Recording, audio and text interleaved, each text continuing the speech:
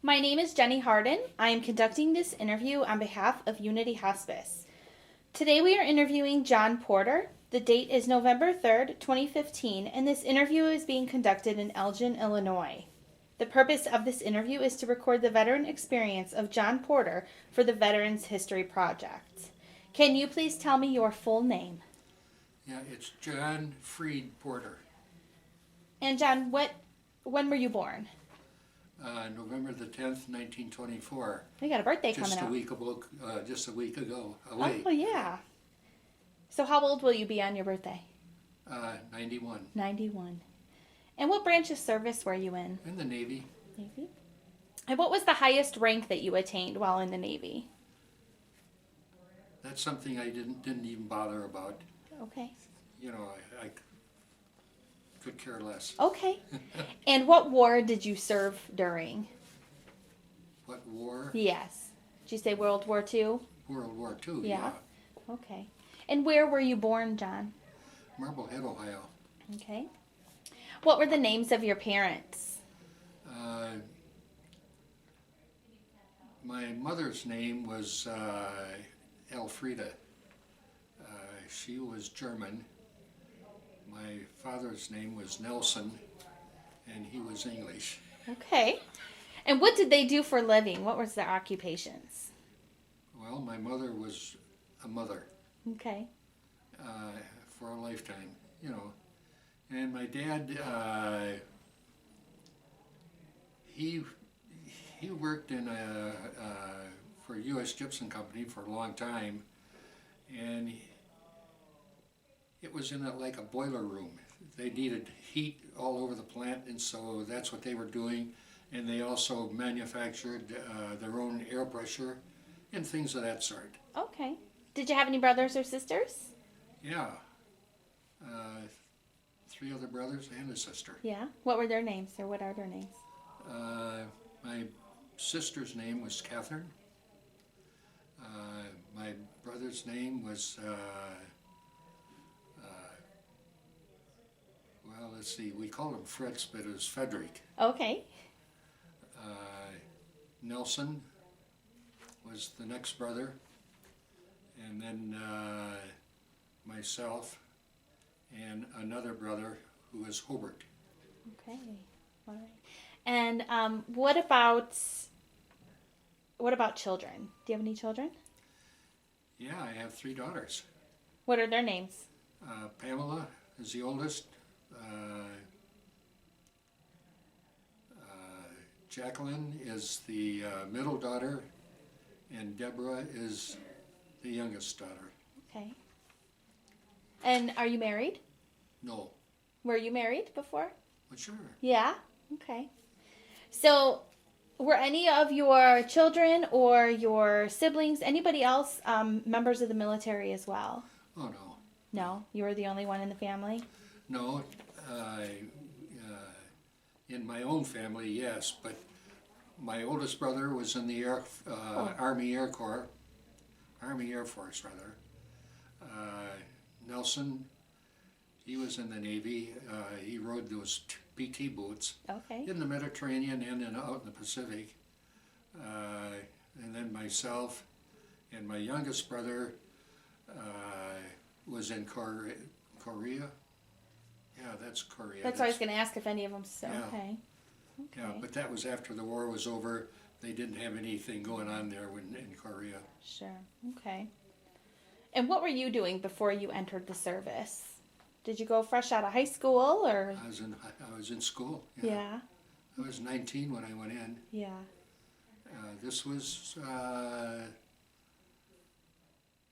I was drafted, if you want to call it that. And at the time, they asked me, what would you rather be in, the Army or the Navy? And I said, I'll take the Navy. I don't like walking, but I don't like swimming either. Right. I was going to say, what made you decide the Navy then? Well, I always fooled around. We lived right next to Lake Erie. Okay. You know, and you see the water all the time, and I think in boats and things like that. And so the Navy was real simple to ask for. How did your mom and or your dad feel when you told them that you were joining the Navy?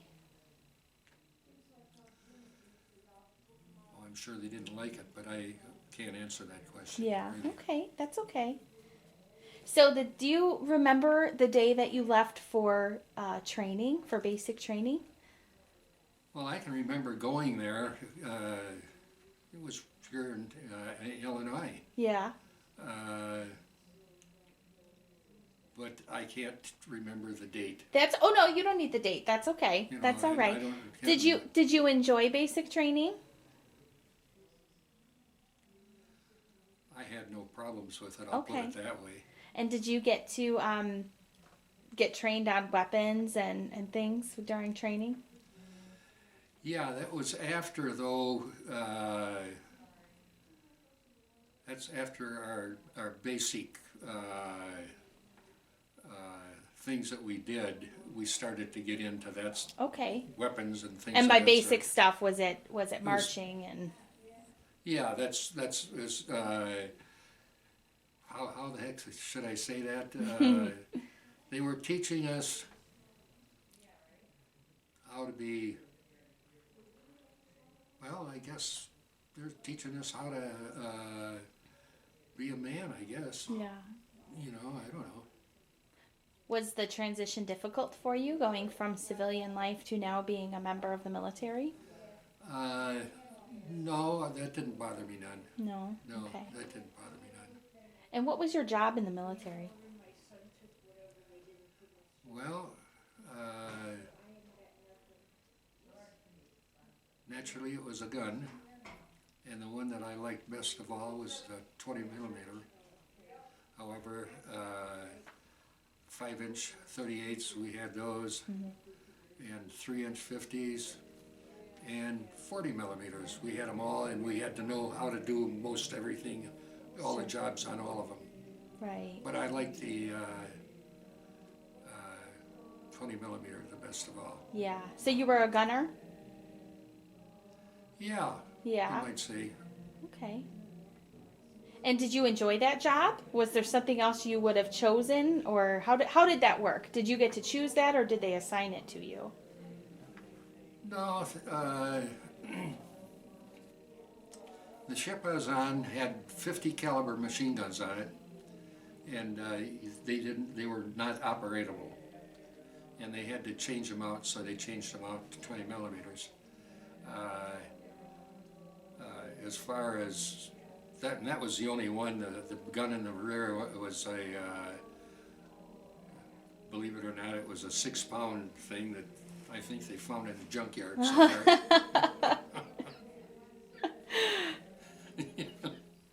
But that's what the way I looked at it. Yeah. Other than that, why, discipline was one of the big important things that you had to do. Mm-hmm. Do you feel like you were well disciplined before you joined the military, or do you think that they really kind of instilled that in you? Well, no, discipline came when I was in the service. Yeah. The discipline you get from your mother and father is totally different. Totally different. Sure. You know. Was that a shock to you? Pardon? Was that a shock to you? No. No. No.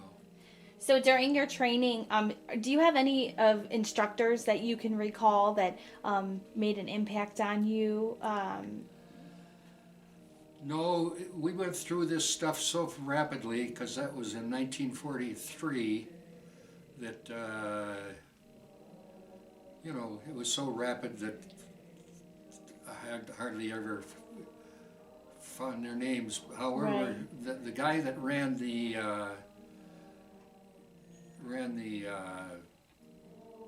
basics, the basic training, he was a guy that played football for one of the teams, and I think it was he played football for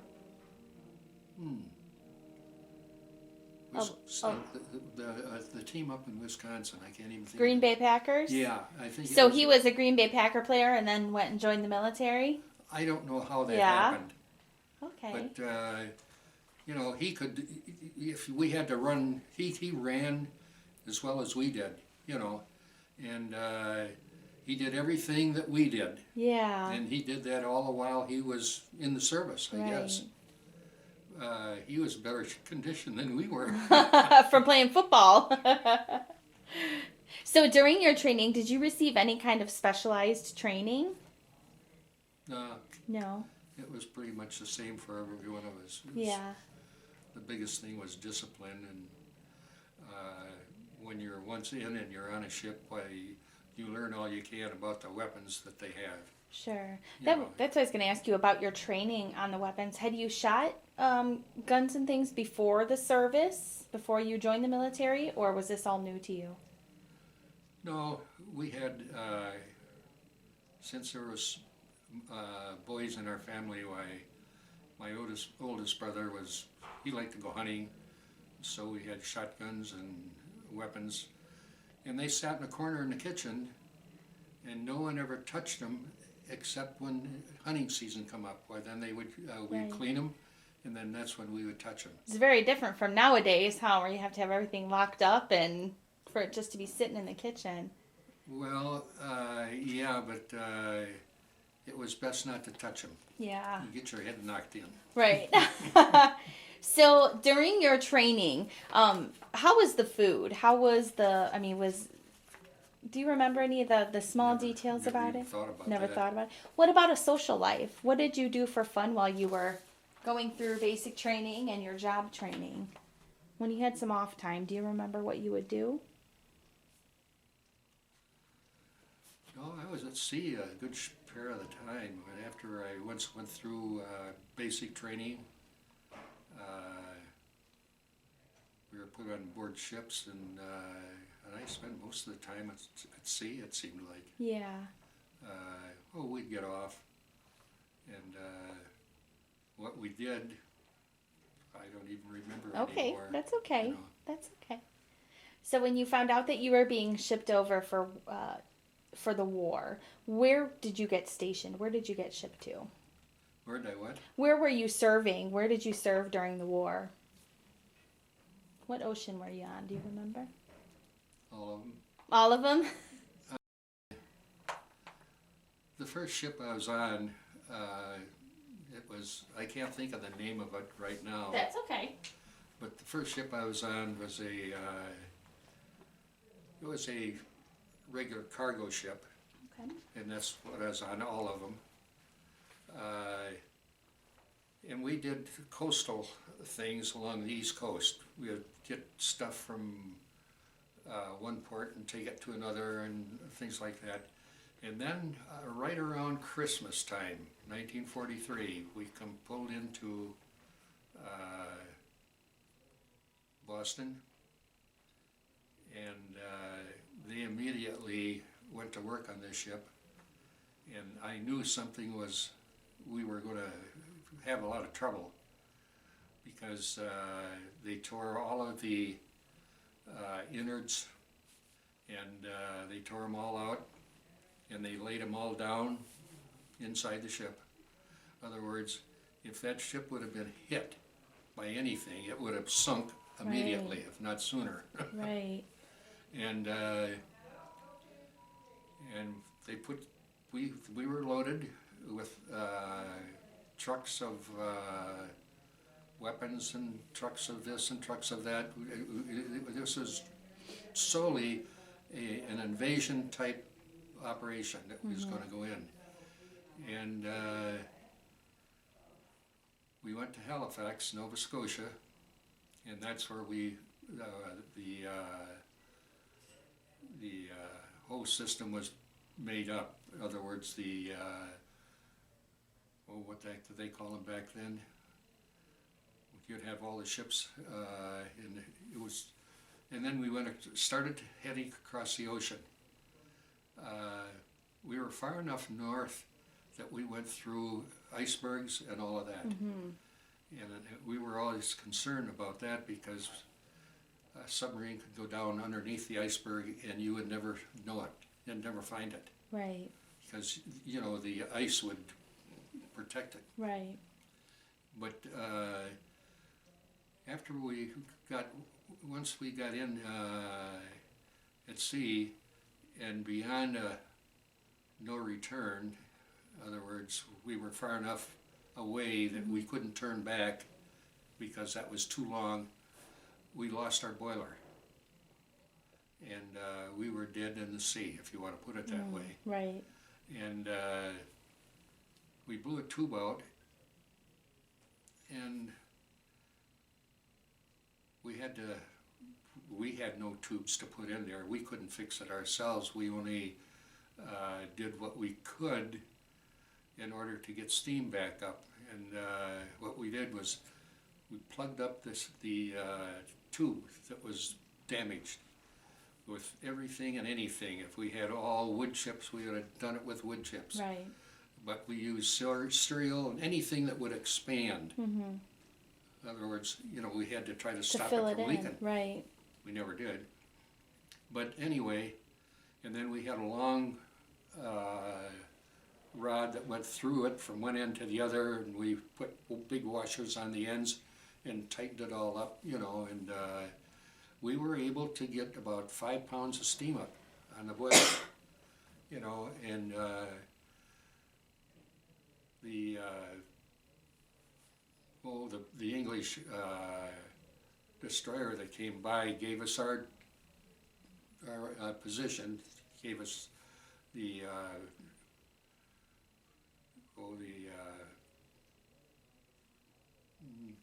I can't think of some of these things anymore. That's okay. You're doing great. And we took off and went south to the Azores. They were the closest place that we could go to, and the Azores was a Portuguese island. Okay. And after we got there, they went in and tore everything out that we had in there, and they did put a tube in, but they didn't do it the way the ship was built. They welded it in, and normally they don't weld those things in. They roll them in and expand them so they won't leak, and if they do have to increase in size or in length, they're able to do so. Oh, okay. And they won't, you don't damage the boiler that way. And from there, from the Azores, and I can't tell you that, it must have been about a couple of months after we took off, and we took off almost like on New Year's 1944 from Halifax. But anyway, we finally got to England. Mm-hmm. You finally made it there eventually, huh? Yeah, we made it there eventually. And it took us about, it took us about a couple of months to do that. Because we had to go out of our way, and we were only going fast enough to just move. Right. And we weren't going very fast at all. And we were lucky that we didn't run into any submarines or anything of that sort, because we wouldn't have had a chance. Right. There was no chance at all. But anyway, when we got over there, they unloaded, and we didn't know what was on board, but we found out that they had gold and everything else on board, taking it over to England. And eventually, after it was empty, we were put in a fjord. That would be the way England is built, why it's got a bunch of waterways that go in and they don't go anywhere. Okay. And they call them fjords. Well, we were there, and we stayed there until we were asked to come out. And so we didn't even go ashore. We couldn't do anything. We were on board the ship all that while. And let's see, the invasion of France at Normandy was, what date? Do you know? I think it was June, about June, the first part of June. But anyway, when they finally figured out what they were going to do, why we got out of that fjord, and we went around the Isle of Man about all day long, And finally, we were able to get in with the convoy that was going across to Europe, Right. And when we got over there, I didn't know this, but prior to going over there, we were considered expendable. You know what that means? Mm-hmm. Yeah. We were considered expendable, and I think we were pretty lucky because the weather wasn't the greatest weather in the world to go ashore. It was, but it was we could manage it, and the German decided that the weather was too bad. They didn't have to worry about anybody invading them, and all the top generals were gone. Right. Well, when we got there, all the top generals just had to come back, and I don't know how long it took those people to get back. But that was something that was an advantage for our guys. And we finally got off the beach at the end of the day. And what our job was, and we did this, we blew that ship up where they told us to blow it up. And we did that. And then we stayed on board because it was shallow enough. And we stayed there for about 10 days. And I think the first 4 days, none of us ever slept a wink. It was Right. too many things going on. Mm-hmm. And eventually we got to the point where the German had no airplanes to come over and do any damage to us, because the sky, if you ever see a sky full of airplanes, Mm-hmm. that was the day when I saw an airplane all day long going east, Right. and they bombed the hell out of anything that they could, Yeah. bomb. Yeah. And the next day it was normal again. The flights were normal. They'd done all the damage they could. Right. And our guys were ashore already anyway. Okay.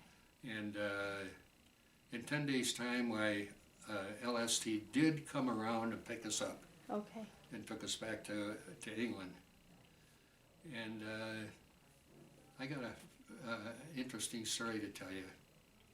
We walked by, I can't remember the town it was, but anyway, we walked by this here facade. It was a building that was bombed, and the only thing that was left was the face of it, the Mm-hmm. facade, And I remember that thing primarily because, the damage it took. Right. It really, Right.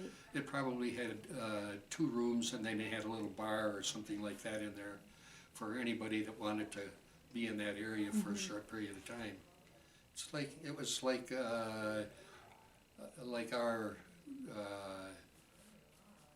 what we have over here in this country, only we have big, huge buildings and Right. for a lot of people to stay in, where over there they didn't. But anyway, I think the name of this building, or that place that I'm talking about, was it was brick, and I'm going to say it was the red brick something, because from there on it was all gone, it was all tore off. Right. Okay. I was in the Philippines also, and we took a walk back into the area where we were, and there was an old church out over there. And in the Philippines, I think in 1943, 42 late, or 43, somewhere in that area, they had an earthquake. And this earthquake rattled that church to the point where the face of it collapsed. But the rest of it was all right. You could see pathways where people would Right. use to go in, to go to church. Right. It was a Catholic church. And then about 1958, somewhere in that neighborhood, I went to school, got a degree in engineering, Okay. and and I was transferred down to Houston, and I was living in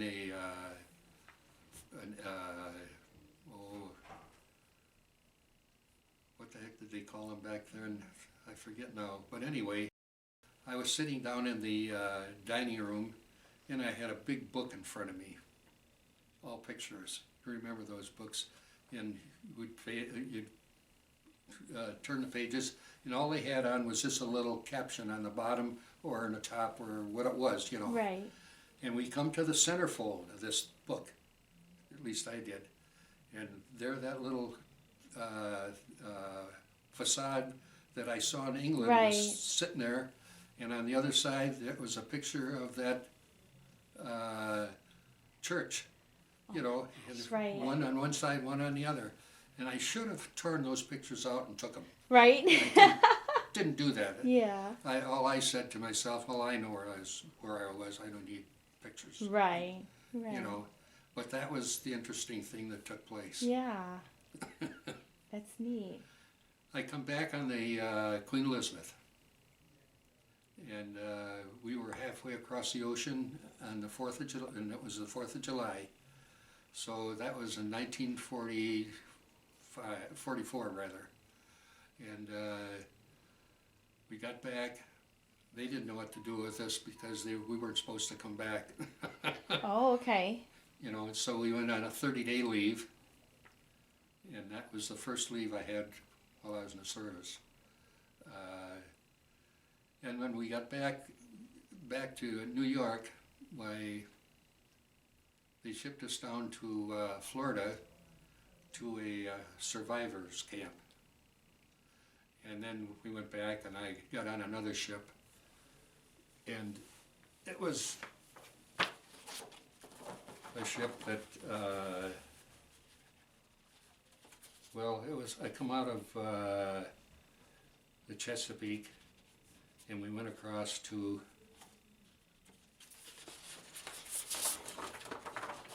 the Mediterranean. We went through the Mediterranean, come down through the Red Sea, and then we come here, and then we went into the Persian Gulf. Okay. And there was a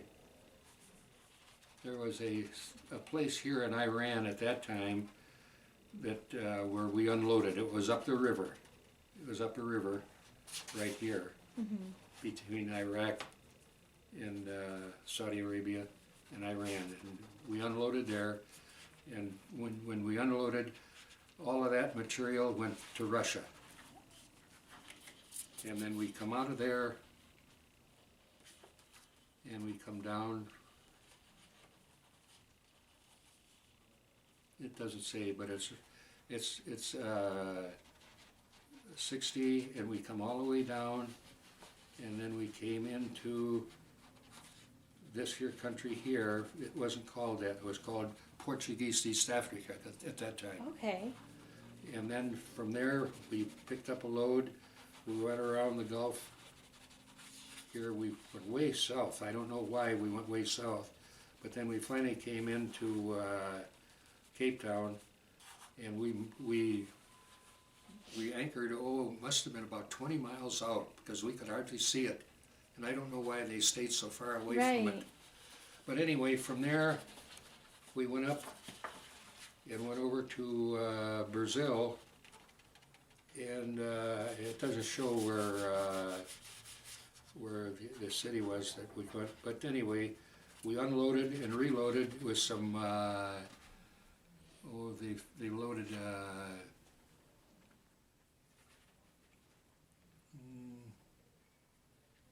some kind of metal. I don't remember what it was.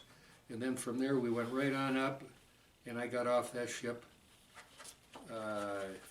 And that took about 6 months to make that whole run. That was a 6-month trip. Yeah, it was about 6 months. And then I was sent down to New Orleans, and I boarded a ship way out here on the point. And it was a big ship, but it had about 13,000 pounds of a ton of ammunition on it. I think that's what it was. And that would have been about in the that would have been in the fall of the year by the time I got over here, you know. Right. And then from there we went down through the Panama Canal. And we went up by the Hawaiian Islands. And since this is a globe, you know, Right, sure. we actually went pretty close. And at that point,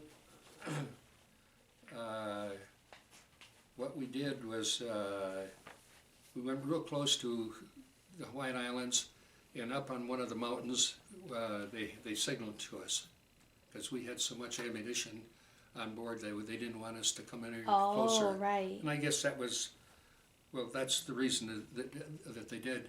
And from there, about every week or something like that, I guess it was about a week, or maybe it was closer, narrower than that, we would see a light that was on the horizon, and we never saw the ship. The only thing you could see was the top of it, you know. And we would get a signal from that, and they would tell us where to go, and that kept going until we got to the Philippines. And by the time we got to the Philippines, the moon was on the other side of the earth, so it was black. Right. And so we went through the Philippines.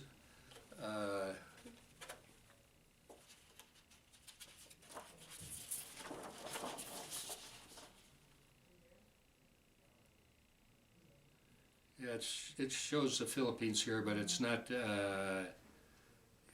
very good. I'd have to have a better map than this here. But anyway, we went through the Philippines, and where the Japanese invaded the Philippines, the Americans invaded the Philippines at the same place. Okay. You know, and I can't remember the name of that place either. That's okay. But we unloaded, and we did everything we could, and we got out of there as quickly as we could, because that wasn't a very good place to be. Right, sure. You know, and then we went to back to the States, and we went into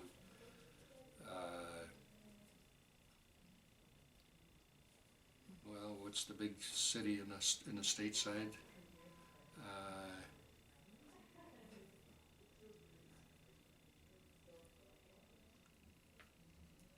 I don't know. What state are you thinking of? Of California. Is it a naval base in California? Or was Well, it the city, I was just thinking of the city, there's a big bridge across the road. San Francisco? San Francisco. Mm-hmm. We went under the bridge, you know, and we got into a place where it was a dry dock, really, Mm-hmm. and they painted the bottom of the ship again, and they painted the whole ship again. And as soon as they got all that stuff done, then they degauzed the ship. I don't know if you know what that means, but anyway, it's something that helps the ship go through areas where the submarine cannot. Like detect it, or They can't tell where it's at. Oh, okay. You know, it's. Now I don't know if it's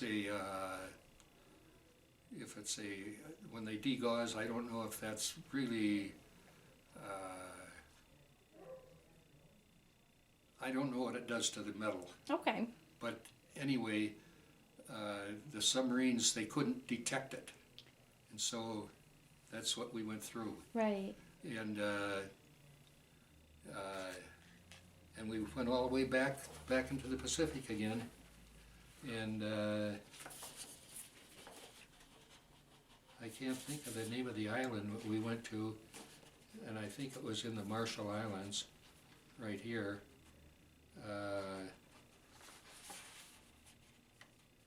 But it was a place where the ship the airplane that took off and dropped the atomic bomb, we could see that island.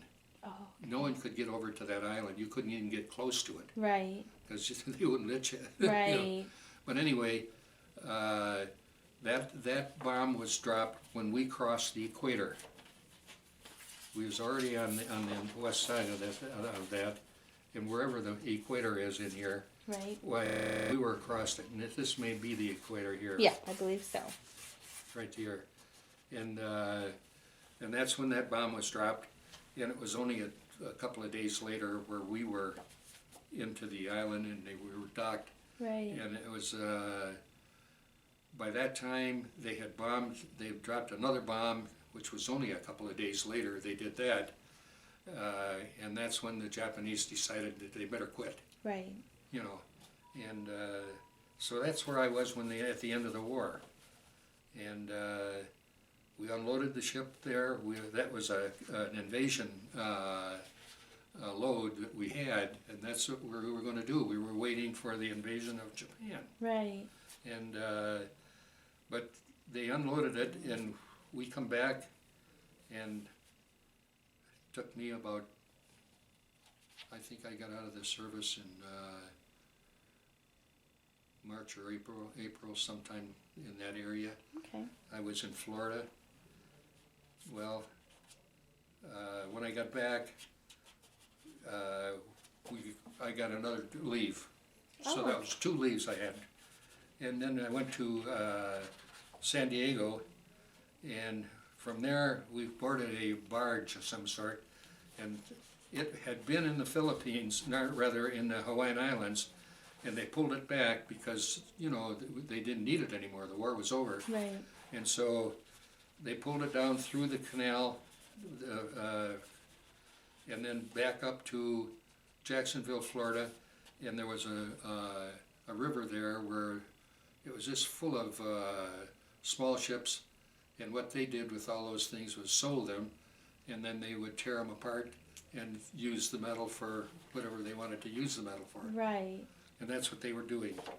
And that's when my time was up, I went to Toledo, and I was in Toledo for a couple of days at this here building, and it was right in downtown, because I was able to walk out and get on a bus and Okay. go back to Lakeside.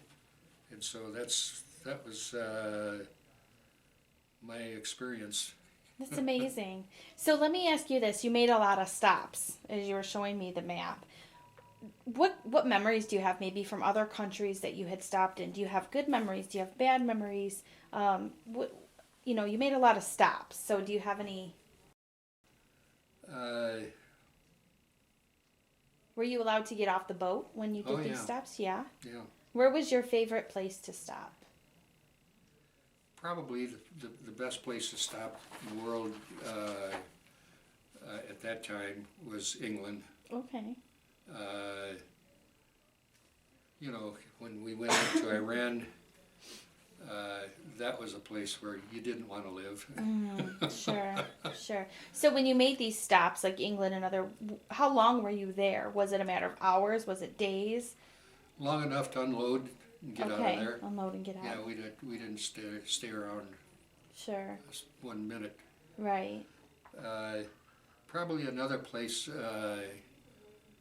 It wasn't bad. It was Portuguese East Africa, and I forget now what they called it now, but it's got a different name now than what it had then. Okay. I think the name has been changed a couple of times already. Okay.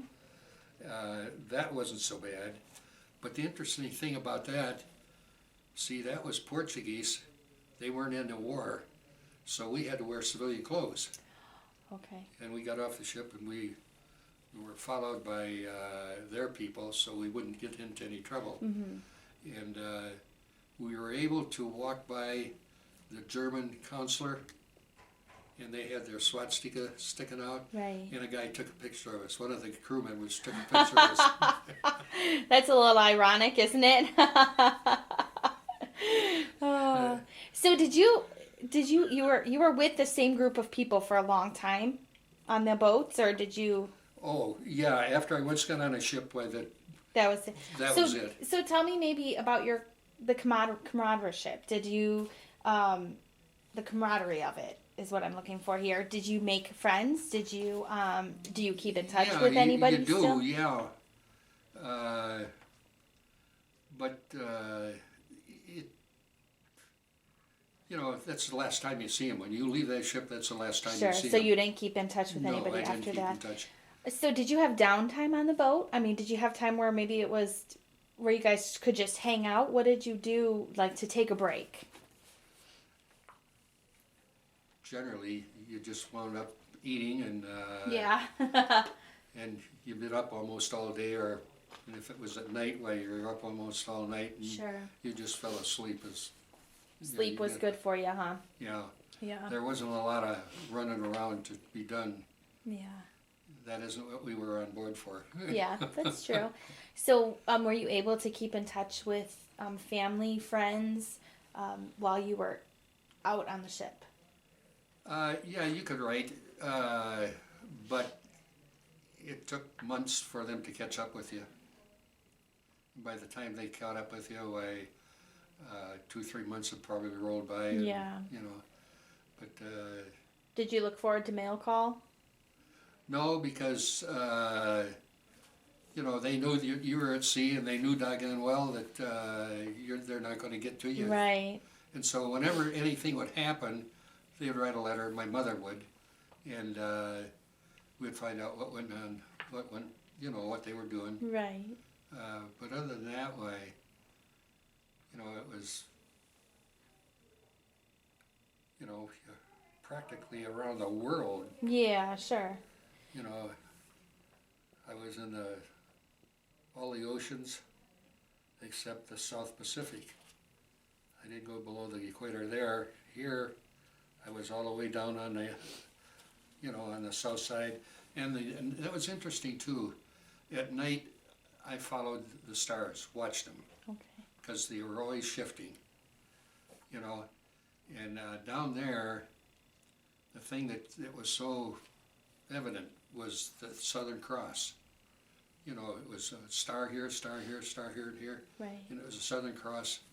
And you could see that as long as we stayed within the boundaries of the world. Right. Because pretty soon you're on the other side of the world. Right. Right.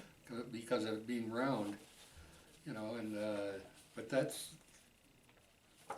weren't too many places. I would never recommend the Philippines.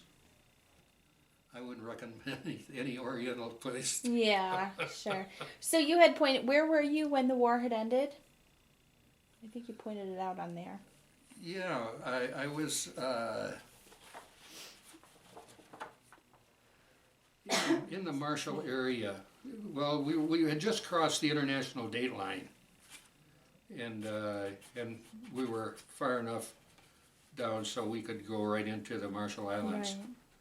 Right.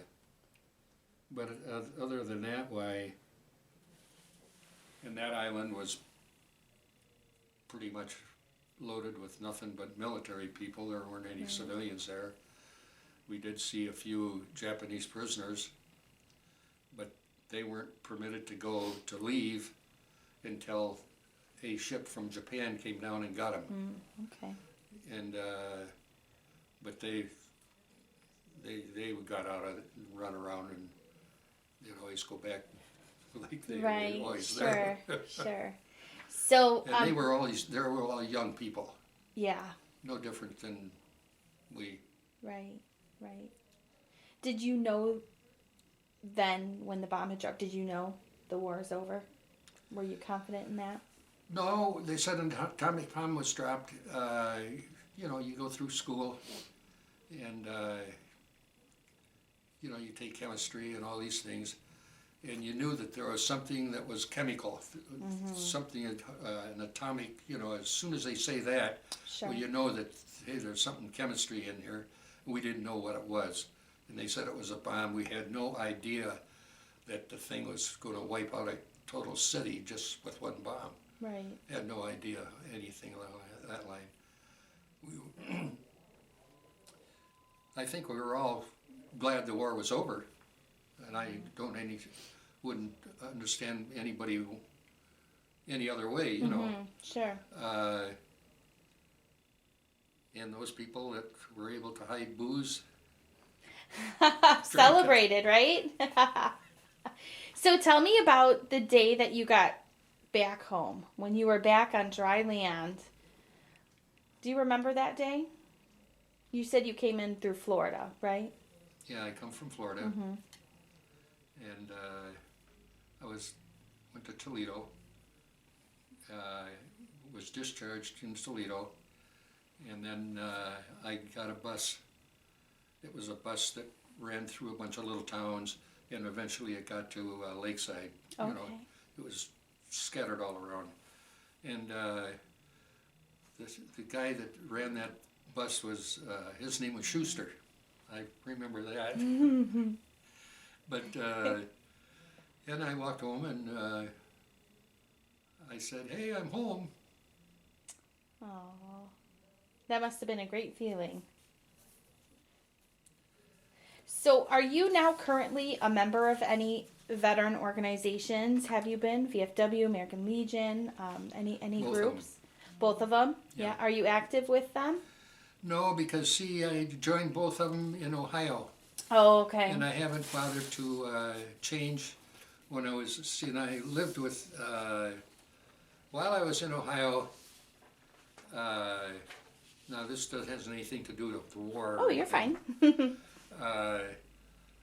My sister-in-law, she always used to gripe that I wouldn't go to any class reunions. Always griping about it, you know, and so finally I just said, I'm just going to shut her mouth up and I'll go. And I did. And I ran into a gal there, her name was Virginia. And Virginia and I were in second grade together. Oh, that's She neat. lost her husband, and all I knew is I wanted to be with her. Yeah. And we were eventually, and we were together for about over 10 years. Yeah. You know, and I tried to marry her and she wouldn't do that. Well, you know, she was afraid that she'd lose Oh, sure. The benefits and stuff. benefits and stuff of Yeah. that sort. Yeah. So, and back then, why that was a true thing. You know, she could have. Yeah. Right. And she passed away this year. She was 90.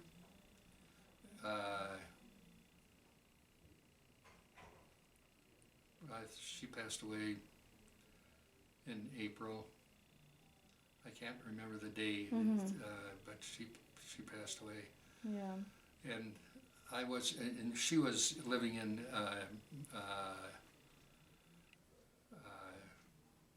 Michigan, and my daughter came down there, and they said I had to come here to Illinois, and so I said, all right, I will. And I said, but I'm going to stay here for a while. They took all the furniture out, and I stayed there. Yeah. And she was in Virginia. Eventually, I took care of her as well as I could, but she had Parkinson's, and don't try to ever get Parkinson's. Don't do that. You know, and so we had to put her daughter finally come down, and she took over and had her put in a place, something similar to this, but it was a hospital more. Sure. You know. Sure. And she passed away while I was out here, and I hadn't had a chance to even get back. Yeah. I'm sorry about that. Yeah, me too. Yeah. Because we had so much fun. Yeah. So, let's wind it up a little bit here. So, what I want to know from you is when your grandchildren, great-grandchildren, future generations down the road, what is your advice to them? Let's say if they want to join the military, or what is your words of wisdom that you want to leave them? Either about military or just about life in general. Well, there was only two granddaughters. Mm-hmm. One of them's getting married at the end of this month, and the other one's a little younger, and I don't know what she's going to do.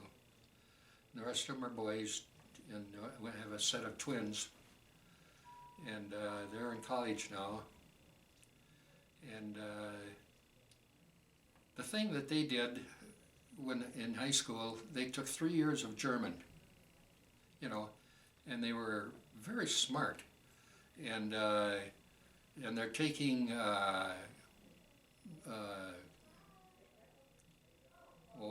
courses, and it has everything to do with the computer. Okay. Programming and all that kind of stuff. Sure. And they know how to work a computer like you wouldn't believe. And when I have trouble with the computer, I could call them and they'd tell me what to do. Right. But I think those two kids, I don't know what they're going to do, but see, they'll have a language other than English, and that's going to be a big advantage for them. Definitely. Because they'll be able to go over to Germany and see what they're doing, and Right. and they'll have the language to do it. Definitely. My mother knew German before she knew English, but that was typical back in those days. They were born and they spoke German at home. Mm-hmm. And I know when I was a kid, we'd go to my grandmother's house, and they always spoke German because they didn't want us to know what they were talking about. Right. But like all kids, you pick up stuff, Mm-hmm. and but I understood pretty much what they were talking about. But after I went into service, I didn't have that anymore. Right. And I forgot all that stuff that I had known. Right. I wish my mother would have taught us German, because I could have used it. Right. That's true. Yeah. And with my job that I had, I went over to Europe 4 different times, and 3 times I went through Germany. And it would have helped you for It would sure. have helped me, yeah. For sure. But I got into almost all of the countries over there. We were searching around trying to figure out what they were doing, manufacturing paper. That's what I was in, Yeah. paper. And my job, now I've been retired for 33, 34 years Mhm. already. Yeah. But my job was, I was responsible for all the engineering and problems that our paper mills had, and that was 7 of them. And I also had all the boilers that were in the company, including the boiler at the office here in Chicago. Okay. They were all my problem too. If they had problems, I had to go see what the heck to do about it. Right. And so, I was pretty busy most of the time. Yeah. And I liked my job. I thought it was a great job. That's good. I do want to share, I want to show this picture real quick, so we make sure we get that in there. Tell me about this picture. Well, I never told my daughters where I was. They never knew I was in the service or anything. They were searching around my cabinet, and they found that picture, and not that picture there, but they searched around and found the medals, and then they found all of the paperwork that I had, Right. and Right. they come and had all this stuff. He says, "What's this?" You never told them you were in the service. No, Why is that? I didn't think they needed to know. Okay. Okay. And then they would ask too many questions that I wouldn't want to answer anyway. Right. Right. So, what is your how do you want to finish this up? What do you want to say to your future generations? The one thing that apparently the people in this country don't understand you have to fight to keep freedom. You can't do it any other way. Right. You have to fight to keep freedom, and you have to send people to Washington that are for the people. They're not today. Right. And so they're going to have a lot of trouble, and we're going to have a lot of trouble because of that fact. Mm-hmm. You know, freedom is great, but you have to be willing to fight for it. That's very true. That's very true. So, John, is there anything that we haven't covered? Any other stories that you want to share? Anything else that you would like? No, I think all the ones that I really remembered. Yeah. Well, I remember now going across the equator, you know, and you've heard all of that stuff about going across the equator. Mm-hmm. Well, we went through the same thing, you know, and that was kind of interesting because it was only about a day or so from my birthday, you know, and at that time I was, let's see, I was 19, and then I was 20. It was my 21st birthday, you know, and that was just about a day away from crossing the equator. Right. But other than that, and you know, a lot of people would think, well, you're in the Indian Ocean, you know, you're safe as hell. No, that's not true. That's not true. Right. The Japanese, they were, I don't know how many were tried to do this, but I know they tried to get to Germany by the way of going around South America, South Africa, and you know, and they were always there, and we had to keep our eyes open. We couldn't. Our eyes was to keep the ship afloat, you know, and the only way you can do that is keep watching. Right. During the convoy going across, though, I thought I saw a submarine.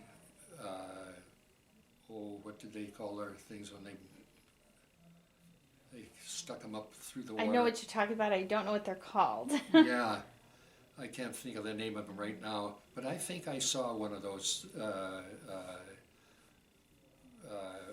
things that come out of the water, and they didn't keep it out very long. They pulled it back, and that night they sunk 11 ships. Oh.